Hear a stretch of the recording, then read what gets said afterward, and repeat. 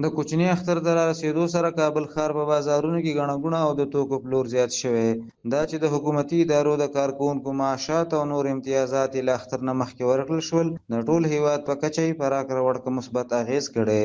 خلک د اختر لپاره وچې او تازه میوې همدارنګه د خپل توان په کچه او د خپلې خوښې جامې اخلي چې په کاروبارونو یې مثبت اغېز کړی. کابل اوسیدونکي هم په منډۍ کې د فروشي کوم بادام وچه میوه دا شیان خرڅوي.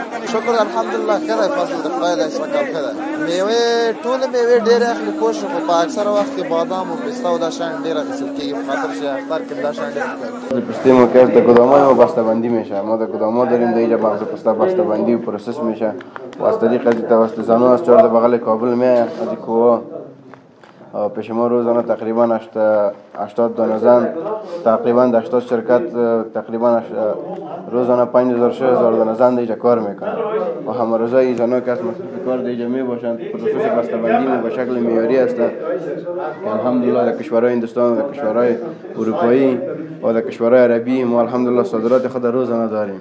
د سوداګرۍ د خونې مسؤلین وایي چې سږکال د وچو میوو بیې هم تر ډیره راټیټې شوي دي او پلور یې هم زیات شوی دی. الحمدلله امسال نرخ‌ها بسیار مناسب بود، نرخ‌ها خوب بود. دیگه ما مردم افغانستان باید از این میوه افغانی ما استفاده بکنه که هم کیفیتش خوبش است، هم طبیعی است. نرخ‌ها امسال بسیار خوب، به قیمت بسیار مناسب. ما یک تفتیش کنترل کردیم امسال الحمدلله. شکر میوه‌جات فصل ما خوب است، سیزن ما خوب است. دیگه وارداتی که بعضی میوه از خارج میوام به خاطر کرنسی افغانی نرخ‌ها پایین است. الحمدلله مشتریان همشریان خوب خریداری خوب کردن. قیمت‌ها نسبت به سال‌های قبلی در ایام ماه مبارک رمضان قیمت‌ها مناسب‌تر بود، به خاطر که مال زیاد بود و مردم هم کم زر توجه، به خاطر که مردم کابل فقیر و بیچاره و مسکین است، به این خاطر نرخ‌ها را اضافه نکردن او نرخ‌ها مناسب بود نسبت به سال‌های قبل.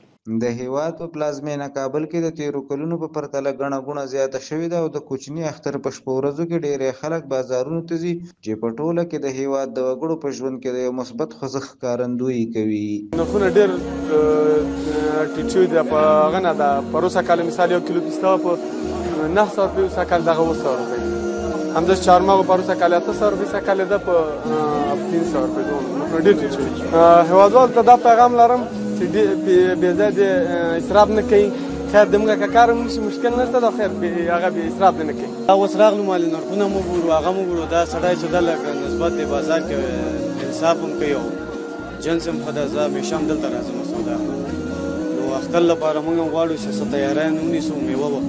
د لوی او کوچني اختر ورځې د مسلمانانو په ځانګړي توګه افغانانو ته ځانګړی ارزښت لري. خلک هڅه کوي چې د خپلې کورنۍ او میلمنو لپاره تر نورو غوړه خواړه، وچې او تازه میوې چمتو کړي. افغانستان په ډېری ولایتونو کې خلک په اخترونو کې وچې میوې لکه بادام، غوزان، کشمش، نخود، پسته، جلغوزي او نورې وچې میوې، همدارنګه خوندور کیکونه، کلچې او نور بېلابېل خواړه تیاروي او د اختر ورځې په خوښیو سره لمانځي.